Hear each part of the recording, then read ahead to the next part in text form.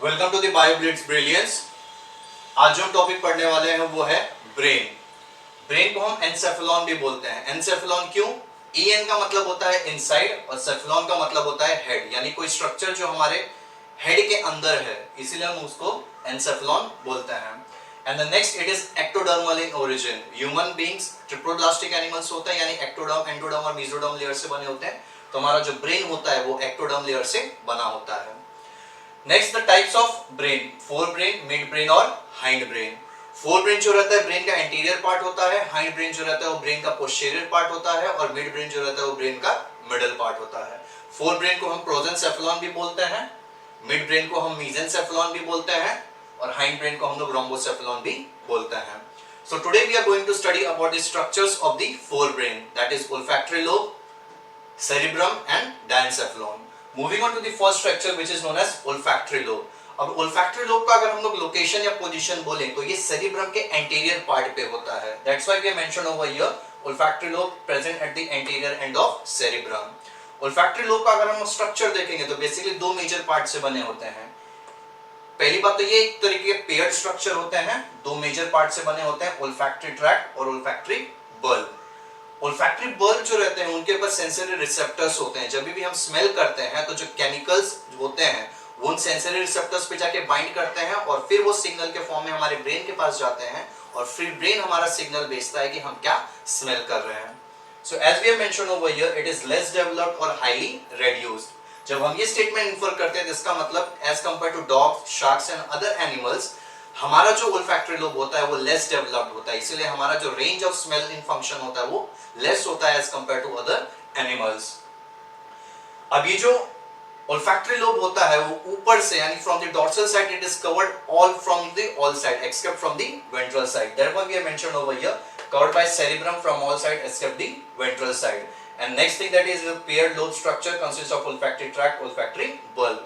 Main function इसका associated होता है smell से। Next is cerebrum. Cerebrum is the largest part of the brain constituting about 85 to 90% of the brain. जब हम brain का structure हम लोग देखते हैं तो यहाँ पे हम देखते हैं ब्रेन जो सेरिब्रम जो है वो दो पार्ट्स में डिवाइडेड है, right cerebral hemisphere and left cerebral hemisphere.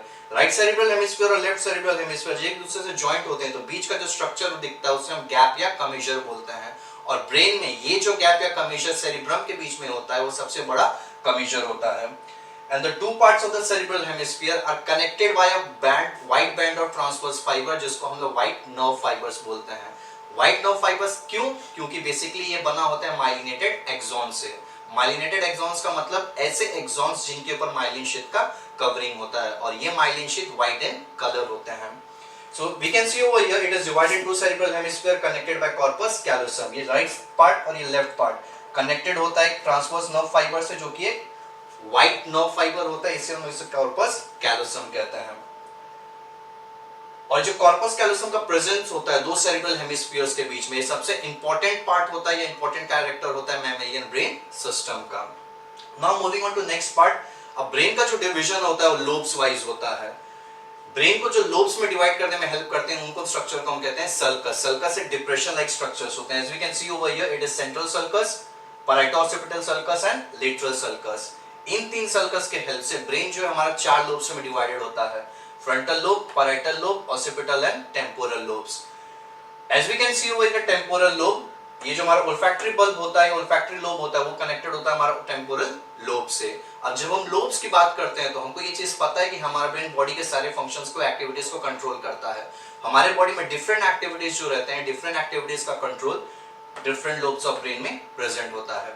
यहाँ पे हम देखते हैं कि चार lobes mentioned है, but एक lobe जो रहता है वो highly folded lobe होता है, that is present inside the lateral sulcus, which is known as insula or insular cortex. तो in total there are 5 lobes of the brain. अब जब हम ब्रेन को ऊपर से देखते हैं यानी सरफेस वाइज, तो ब्रेन का जो सरफेस होता है वो पूरे तरीके से स्मूथ नहीं होता है। ये डिप्रेशंस और अपफोल्डिंग्स, डिप्रेशन और अपफोल्डिंग्स का बना होता है, यानी गायरी और सल्काय का। We basically infer that जितना ज्यादा गायरी एंड सल्काय रहेगा, it is basically related to the intelligence of the brain. More the gyri and sulci, more the intelligence of a person. अब जब ब्रेन के स्ट्रक्चर की बात करते हैं तो दो पार्ट्स में डिवाइडेड होता है, कॉर्टेक्स और एक medulla. Cortex matter is basically the outer matter which is made up of grey matter and the medulla part is made up of white matter. Cortex grey matter से बना, तो इसका मतलब क्या होता है, जब हम न्यूरॉन पढ़ते हैं तो एक सेल बॉडी होता है साइटॉन, और साइटॉन में निसल ग्रैन्यूल्स प्रेजेंट रहते हैं। Nisal granules grey in colour होते हैं, जिसके वजह से कॉर्टेक्स को हमारा ग्रे इन कलर मिलता है। That's why it is known as, it is made up of grey matter. और जब हम मेडुला पढ़ते हैं तो मेडुला जो रहता है वो माइलिनेटेड एक्सॉन से बना रहता है, and again we infer that myelinated axons are the axons made up of myelin sheath which is white in colour.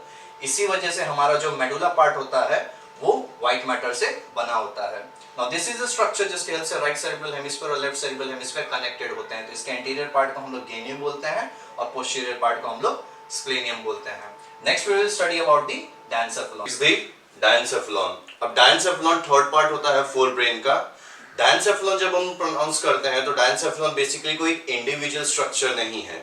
Diencephalon के बेसिकली थ्री पार्ट्स होते हैं। फॉर एग्जांपल अगर हम कोई स्क्वायर कंसीडर करते हैं तो स्क्वायर का अपर पार्ट को हम एपी पार्ट बोलते हैं, उसके लोअर पार्ट को हम लोग हाइपो पार्ट बोलते हैं यानी फ्लोर पार्ट, और साइड पार्ट को हम लोग वॉल्स बोलते हैं। ठीक उसी तरीके से when we say diencephalon, the floor of the diencephalon is known as hypothalamus, the roof of the diencephalon is known as epithalamus, and the walls like part are known as thalamus. So let us see about the diencephalon today. First we will see what is the exact location of the diencephalon. Diencephalon का basically location होता है above the brainstem and below the cerebrum. हम ये कैसे कह सकते हैं कि diencephalon का जो position होता है वो mid brain के ऊपर या brainstem के ऊपर होता है और cerebrum के नीचे होता है. This is about the location of the diencephalon. Now as I mentioned, diencephalon consists of three parts.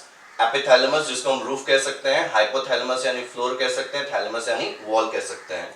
जब हम एपिथैलेमस कहते हैं तो एपी का मतलब होता है अबोव, यानी above part of diencephalon is known as epithalamus. When we say hypothalamus, hypo means below, यानी floor of the diencephalon is known as hypothalamus. We will start with the epithalamus part. Now the part over here, this part is known as epithalamus. Epithalamus is also associated with the pineal gland for the production of melatonin hormone. So let us see what is meant by epithalamus. Epithalamus, basically as we mentioned, it is the roof of the diencephalon. It is a small region of the diencephalon. It is basically a part of diencephalon. Second, it is a non-nervous roof matter. So what is meant by non-nervous roof matter? It means the above part of the epithalamus does not contains any types of nerves or any type of neurons. Hence it is mentioned over here, it is non-nervous roof matter. Third, it is fused with pia mater to form choroid plexus. Now what is pia mater? Pia mater is basically the innermost layer of meninges which is very much closest to the brain. That is also a vascular layer. So this epithalamus fusing with the pia mater, it forms a structure which is known as choroid plexus. Now what is choroid plexus? Choroid plexus is basically a network of blood vessels flowing inside the every part of the brain. For example, forebrain, midbrain and hindbrain in the third ventricles, that is known to form CSF. Now what is CSF? It is known as cerebrospinal fluid. Hence it is mentioned over here, choroid plexus is a network of blood vessels in each ventricle of brain. Each ventricle means the part of the each and every part of brain that connects forebrain to midbrain, midbrain to hindbrain. So basically we have studied before that the function of the choroid plexus is to produce the CSF, that is known as cerebrospinal fluid. Coming over to the function over here, the function of epithalamus is melatonin production. Melatonin is basically a hormone produced by the pineal gland that help us to maintain our circadian rhythm or the sleep cycles. Next, regulatory of the motor pathways and emotion. Motor pathways in the flow of the motor signals and other emotional regulating process is maintained by the epithalamus. Moving on to the next structure, thalamus. Now the part which we can see over here, it is known as epithalamus. When we see from this side is जब हम लोग यहाँ से इसको देखते हैं तो ऐसा स्ट्रक्चर दिखता है. अगर हम इसको बाय डॉर्सल व्यू से अगर देखेंगे तो ये दो लोब जैसा स्ट्रक्चर दिखता है. इट मीन्स टू से कि थैलेमस जो रहता है दो लोब लाइक स्ट्रक्चर होता है, जैसे हमारा सेरिब्रल हेमिस्फीयर्स होता है, right cerebral hemisphere and left cerebral hemisphere. In the same way we can say this as right thalami and this is left thalami. Right thalami और लेफ्ट थैलेमाई के बीच में जो गैप या कमीजर होता है, we tell it as a habencular commissure या basically gap. So let's see in detail what is meant by thalamus. Thalamus, it is made up of gray matter. Now what is gray matter? Neuron has two part, cell body and axon. जब भी कोई भी part brain में साइटोन से बना रहता है तो साइटोन में निसल ग्रैन्यूल्स प्रेजेंट होते हैं। निसल ग्रैन्यूल्स एक तरीके का ग्रीन कलर का अपीयरेंस देते हैं, हेंस वो जो भी पार्ट को बनाएंगे ब्रेन में वो ग्रे कलर इन अपीयरेंस देखेगा, which is mentioned over here, that is thalamus is made up of grey matter, यानी ग्रे मैटर ये बना रहेगा तो आपके सेल बॉडी से यानी साइटोन से। It is made up of two walls called thalami, this is right thalami, this is left thalami. दोनों के बीच में गैप या स्पेस जो रहेगा उसे हम हैबेनक्यूलर कमीशर कहते हैं। This is very important point according to the CT and NEET perspective. This gap या हैबेनक्यूलर कमीशर जो रहते हैं वो नर्व फाइबर से कनेक्टेड रहते हैं जो राइट थैलेमाई से लेफ्ट थैलेमाई में मूव अप होते हैं। अब थैलेमस में एक आरएएस सिस्टम प्रेजेंट रहता है। RAS means it is a reticular activating system. Reticular activating system एक इंटरकनेक्शन या फिर हम कह सकते हैं एक पाथवे ऑफ न्यूरॉन होता है जो ब्रेन को, हर एक पार्ट ऑफ ब्रेन को यानी फोर ब्रेन से मिड ब्रेन से हाइंड ब्रेन, तीनों में कनेक्शंस प्रोवाइड करता है। So let's say RAS, it connects all the parts of the brains internally via forebrain, midbrain and hindbrain. Thalamus का एक्चुअली फंक्शन क्या होता है? It acts as a relay center of brain. हम relay center क्या कहते हैं? For example, relay center को हम लोग mid part बोल सकते हैं. From if we consider as part A, part B, part C. Part B is in the middle of A and C. तो A से जो भी सिग्नल जाएगा पहले B के पास जाएगा, B से के पास ठहर के वो जाएगा हमारे C के पास। तो B होता है एक रिलेइंग सेंटर, यानी वो पास ऑन करने का काम करता है। Hence it is known as a relay center. Except there is an exception, सिर्फ और सिर्फ स्मेल का वो जो फंक्शन सिग्नल होता है वो थैलेमस से होते हुए नहीं जाता है। This is basically an exception according to CT और NEET perspective point of view कि स्मेल का ही वो बेसिकली एक सिग्नल होता है जो एज अ रिले सेंटर के पास से होते हुए नहीं जाता है, वो डायरेक्टली जाता है ब्रेन के टेम्पोरल लोब के pass through the olfactory lobe. It also helps to regulate the sleep cycles, alertness, हमारा alert रहना इस चीज को कंट्रोल करता है या रेगुलेट करता है, एंड wakefulness, हमारे जागे रहने ये प्रोसेस को भी वो कंट्रोल करता है। Next part which we are going to study is the hypothalamus. Now hypothalamus is basically the floor of the diencephalon. It is now the part of the hypothalamus is mentioned over here, considered to be the floor of diencephalon as we mentioned before. Presence of large amount of blood vessels, therefore we can also say this hypothalamus part is highly vascular, क्योंकि जहाँ पे blood vessels का ज़्यादा presence रहेगा उसको हम highly vascular कह सकते हैं। It continues with the pituitary gland. Pituitary gland एक ऐसा gland होता है हमारे body में जिसको हम master endocrine gland कहते हैं। If you can see, this hypothalamus is containing downwards as a pituitary gland. This is the pituitary gland. This is the corpus callosum which connects the two parts of the cerebral hemisphere. So continue with the pituitary gland, have hypothalamic nuclei plus the neurosecretory cells. अब hypothalamus में यानी यहाँ पे neurosecretory cells होते हैं plus hypothalamic nuclei होता है। अब इनका फंक्शन क्या होता है? hypothalamic nuclei और neurosecretory cells एक कैटेगरी के हॉर्मोन्स प्रोड्यूस करते हैं जिसे हम न्यूरो हॉर्मोन्स कह सकते हैं। Why we tell us neuro hormones?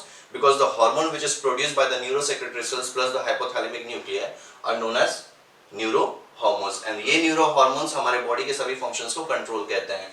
और most important thing pituitary gland. Pituitary gland को हम मास्टर एंडोक्राइन ग्लैंड क्यों कहते हैं? क्योंकि हमारे बॉडी में जितने भी एंडोक्राइन ग्लैंड्स हैं, इन एंडोक्राइन ग्लैंड्स का हार्मोन्स का प्रोडक्शन कब चालू करना है, कब स्टॉप करना है, कितना कंसंट्रेशन में कराना है, ये सभी चीजों को कंट्रोल करता है पिट्यूटरी ग्लैंड।